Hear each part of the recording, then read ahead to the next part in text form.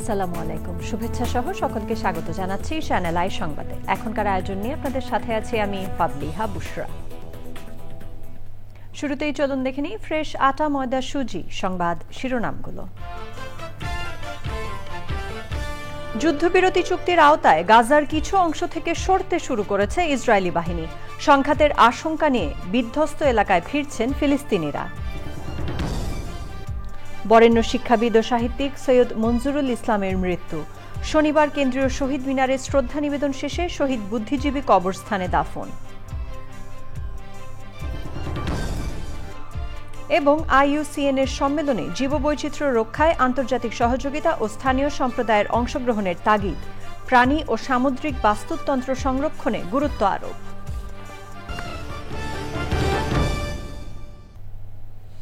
সংবাদ শিরোনামগুলো জানাচ্ছিলাম। এখনকার সংবাদ আয়োজন একই সঙ্গে চ্যানেল আইয়ের ইউটিউব চ্যানেল এবং চ্যানেল আইয়ের OTT প্ল্যাটফর্ম আই স্ক্রিনে লাইভ স্ট্রিম হচ্ছে। এবার জানাবো বিস্তারিত। ফিলিস্তিনের স্বাধীনতাকামী সংগঠন হামাসের সঙ্গে যুদ্ধবিরতি চুক্তির আওতায় ইসরায়েলি সেনারা গাজার কিছু অংশ থেকে সরতে শুরু করেছে। ইসরায়েল সরকার সকালে হামাসের সঙ্গে যুদ্ধবিরতি চুক্তির চূড়ান্ত অনুমোদন দিয়েছে। এতে 24 ঘন্টার মধ্যে চুক্তি অনুযায়ী গাজায় সহিংসতা থামানো সম্ভব হবে এবং এরপর 72 ঘন্টার মধ্যে আটক ইসরায়েলি জিম্মিদের মুক্তি দেয়া হবে। এদিকে হামাসের আলোচক দলের প্রধান খলিল আল হাইয়া বলেছেন, যুক্তরাষ্ট্র ও অন্যান্য মধ্যস্থতাকারীদের কাছ থেকে তারা নিশ্চয়তা পেয়েছেন যে যুদ্ধবিরতির প্রথম ধাপে চুক্তি কার্যকর মানে গাজায় সম্পূর্ণভাবে যুদ্ধ শেষ হয়েছে। এদিকে গত 24 ঘন্টায় গাজায় ইসরায়েলি হামলায় অন্তত 17 জন ফিলিস্তিনি নিহত ও 71 জন আহত হয়েছেন। ইসরায়েলের কারাগার থেকে মুক্ত হয়ে টার্কিশ এয়ারলাইন্সের একটি ফ্লাইটে তুরস্কে পৌঁছেছেন আলোকচিত্রী শহীদুল আলম। ইস্তানবুলে বাংলাদেশের কনসাল জেনারেল মোহাম্মদ মিজানুর রহমান বিমানবন্দরে শহীদুল আলমকে স্বাগত জানান। তার মুক্তি ও ইসরায়েল থেকে তার প্রত্যাবর্তনে সহায়তায় তুরস্কের প্রেসিডেন্ট রিসেপ তাইয়েপ এরদোয়ানের প্রতি কৃতজ্ঞতা জানিয়েছেন প্রধান উপদেষ্টা ড মোহাম্মদ ইউনুস। তুরস্কে বাংলাদেশের রাষ্ট্রদূত আমানুল হক জানিয়েছেন, আজই ঢাকার উদ্দেশ্যে যাত্রা করবেন শহীদুল আলম। ইস্তানবুলের স্থানীয় সময় সন্ধ্যা 6:45 টার্কিশ এয়ারলাইন্সের একটি ফ্লাইটে ঢাকার উদ্দেশ্যে যাত্রা করবেন তিনি। ফ্লাইটটি শনিবার ভোর 4:55 ঢাকায় পৌঁছানোর কথা রয়েছে। ঢাকা বিশ্ববিদ্যালয়ের এমিরেটাস অধ্যাপক বরেণ্য কথা সাহিত্যিক প্রাবন্ধিক সৈয়দ মঞ্জুরুল ইসলাম মারা গেছেন। ইন্না লিল্লাহি ওয়া ইন্না ইলাইহি রাজিউন। শনিবার বেলা 11টায় কেন্দ্রীয় শহীদ মিনারে সর্বসাধারণের শ্রদ্ধা নিবেদন করা হবে। এরপর ঢাকা বিশ্ববিদ্যালয় কেন্দ্রীয় মসজিদে জানাজার নামাজের পর বাদ জোহর মিরপুর বুদ্ধিজীবী কবরস্থানে তাকে দাফন করা হবে। বিশিষ্টজনেরা বলেছেন, তার মৃত্যুতে অপূরণীয় ক্ষতি হয়েছে। সাদি মাহমুদের রিপোর্ট। গত 3রা অক্টোবর হৃদরোগে আক্রান্ত হওয়ার পর রাজধানীর ল্যাব-8 হাসপাতালে ভর্তি হন সৈয়দ মঞ্জুরুল ইসলাম। অবস্থার অবনতি হওয়ায় দ্বিতীয় দফায় লাইফ সাপোর্টে নেওয়ার পর বিকেল 5টার দিকে চিকিৎসকরা তাকে মৃত ঘোষণা করেন।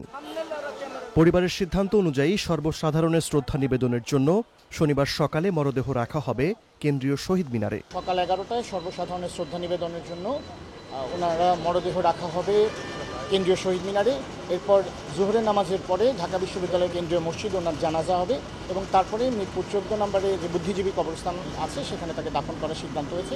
পরিবারের পক্ষ থেকে আমাদেরকে এটাই জানানো হয়েছে। মঞ্জুরুল ইসলামের মৃত্যুতে মুক্ত চিন্তার জগতে যে শূন্যতা সৃষ্টি হলো তা পূরণ হওয়ার নয় বলছেন বিশিষ্টজনেরা। যখনই জাতীয় জীবনে যে কোনো সংকট হয়েছে তিনি নির্ভয়ে সত্য কথাটা উচ্চারণ করেছেন। আমাদের দুঃখ যে আমাদের মাঝ থেকে এই ধরনের বিবেকী কণ্ঠস্বর আর আমরা খুব একটা শুনতে পাবো না। তিনি তার বেঁচে থাকবেন তার অজস্র ছাত্রছাত্রীর মাঝে, বেঁচে থাকবেন তার লেখালেখির মাঝে এবং আমরা তাকে ধারণ করব একজন সৎ শুদ্ধ মানুষ হিসেবে। দীর্ঘদিন ধরে সৈয়দ মঞ্জুরুল ইসলাম হার্ট ও কিডনি জটিলতায় ভুগছিলেন। Sadi Mahmud, channel I, Dhaka. আবুধাবিতে IUCN ওয়ার্ল্ড কনজারভেশন কংগ্রেসের দ্বিতীয় দিনে সাইড ইভেন্টে জীববৈচিত্র্য রক্ষায় আন্তর্জাতিক সহযোগিতা এবং স্থানীয় সম্প্রদায়ের অংশগ্রহণ জরুরি বলেছেন বিশেষজ্ঞরা।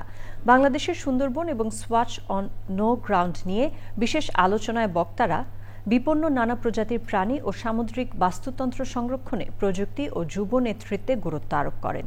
মধ্যপ্রাচ্য প্রতিনিধি মেহেদী হাসানের তথ্যে আলিম আল রাজির রিপোর্ট। সময়ের সাথে পাল্লা দিয়ে অপ্রতিরোধ্য গতিতে এগিয়ে যাচ্ছে সভ্যতা ও তথ্য প্রযুক্তি। তবে এগিয়ে যাওয়ার মিছিলে প্রাণ প্রকৃতিকে বাদ দেয় হুমকিতে পুরো সভ্যতা। এমন বাস্তবতায় আইইউসিএনের ওয়ার্ল্ড কনজারভেশন কংগ্রেসের দ্বিতীয় দিনে নানা ফোরামের আলোচনায় গুরুত্ব পাচ্ছে জীববৈচিত্র্য ও বাস্তুতন্ত্র পুনরুদ্ধার এবং পরিবেশ বান্ধব কল্যাণকে রূপান্তরের ধারণা। সাইড ইভেন্টে আইইউসিএন বাংলাদেশ ও জিআইজেড-এর আয়োজনে সুন্দরবন ও সামুদ্রিক বিপন্ন জলজ প্রাণী রক্ষায় টেকসই ব্যবস্থাপনা ও কার্যকর পদক্ষেপে গুরুত্বারোপ করেন পরিবেশবাদীরা। We are supporting the government in improving the management of the Marine Protected Areas Watch of No Ground, and for that we need updated data. So we start another collaboration with IUCN for our next project in Bangladesh, and we are very grateful for that. SOAS of No Ground এর যে তিমি, dolphin সহ অন্যান্য species কনজারভেশনে কিভাবে তরুণরা ভূমিকা রাখতে পারে এবং এটার যে সার্ভে ডেটা আছে সেটা আমরা গ্লোবালি এটা শো করেছি যে কি পরিমাণ সোয়াস অফ নো গ্রাউন্ড আমাদের যে এমপিএটা সেটার ভ্যালু কীরকম এটা আমরা শো করেছি। প্রাণী সম্পদ রক্ষা ও সুনীল অর্থনীতির টেকসই ব্যবহারে প্রযুক্তিগত দক্ষতার পাশাপাশি সঠিক পরিকল্পনা এবং সমন্বিত উদ্যোগে জোর দেওয়া হয়। সোয়াচ অফ নো গ্রাউন্ড বা ব্লু ইকোনমি এবং আমাদের যে জীববৈচিত্র্য আমাদের সমুদ্রের এবং সুন্দরবন এলাকায় সেটাইকেই কিন্তু হাইলাইটেড করা হয়েছে। আমাদের যে সুন্দরবনের যে নানা জীববৈচিত্র্য সবকিছু কিন্তু আমরা কিন্তু দিন দিন এমন একটি হুমকির দিকে ঠেলে দিচ্ছি। এন্ডেঞ্জার্ড স্পিসিসগুলো রয়েছে সুন্দরবনের মধ্যে, তার মধ্যে একটি প্রাণী যেটা হলো মাছ ফিন ফুড, যেটা আমরা বলি বাংলায় সুন্দরী হাঁস, এটা কিন্তু খুবই এন্ডেঞ্জার্ড, মানে খুবই সংকটাপন্ন অবস্থা আছে। বাংলাদেশে কিন্তু আমাদের জীববৈচিত্র্যের একটা বিশাল আধার, কিন্তু আমরা দিন দিন কিন্তু আমাদের অবহেলার কারণে এবং অসচেতনতার কারণে কিন্তু আমরা কিছু হারিয়ে ফেলছি। শুধু বিদেশি অর্গানাইজেশনের উপরে নির্ভরশীল হবে না, তাদের সাথে আমরা একযোগে যখন কাজ করব তখনই কিন্তু একটা সুফল আসবে এটার থেকে। সম্মেলনে রেড লিস্ট ও প্রজাতির হ্রাস বিষয়ক বিশ্বজনীন সতর্কবার্তা প্রকাশ করা হয়। এতে বলা হয় লাল তালিকাভুক্ত 1,72,620টি প্রজাতির মধ্যে 48,646টি প্রাণী বিলুপ্তির হুমকিতে রয়েছে। আলিম আল রাজি, চ্যানেল আই। প্রিয় দর্শক, আপনারা দেখছেন চ্যানেল আই সংবাদ। সময় হয়ে গেল একটি বিরতি নেবার। বিরতির পর অন্যান্য খবরের সাথে আরও জানিয়ে ফিরব। ফিলিপিন্সে 7 ঘন্টার ব্যবধানে 2 দফা ভূমিকম্পে কমপক্ষে 7 জনের মৃত্যু। ফিলিপিন্স সহ সীমান্তবর্তী কয়েক দেশে সুনামি সতর্কতা জারি।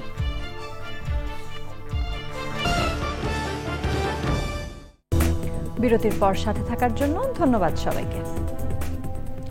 জানাবো আমিন জুয়েলার্স আন্তর্জাতিক সংবাদ।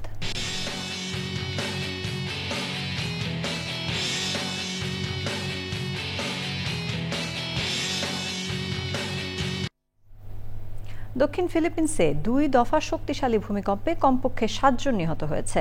দাভাও ওরিয়েন্টাল প্রদেশের মানায় শহরের কাছে স্থানীয় সময় সকাল 9টায় প্রথমে 7.4 মাত্রার ভূমিকম্প আঘাত হানে। এক্সিম ব্যাংক বাণিজ্য সংবাদ।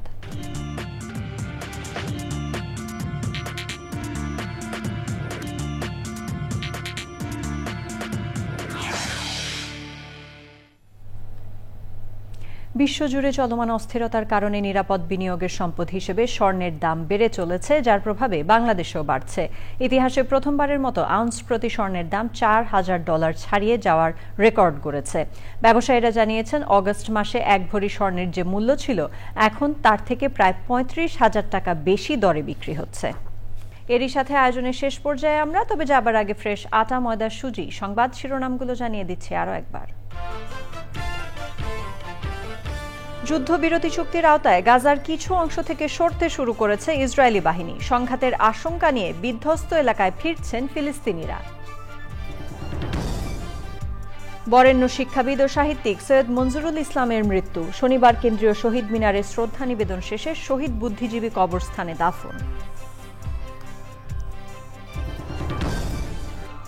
এবং IUCN এর সম্মেলনে জীববৈচিত্র্য রক্ষায় আন্তর্জাতিক সহযোগিতা ও স্থানীয় সম্প্রদায়ের অংশগ্রহণের তাগিদ, প্রাণী ও সামুদ্রিক বাস্তুতন্ত্র সংরক্ষণে গুরুত্ব আরোপ।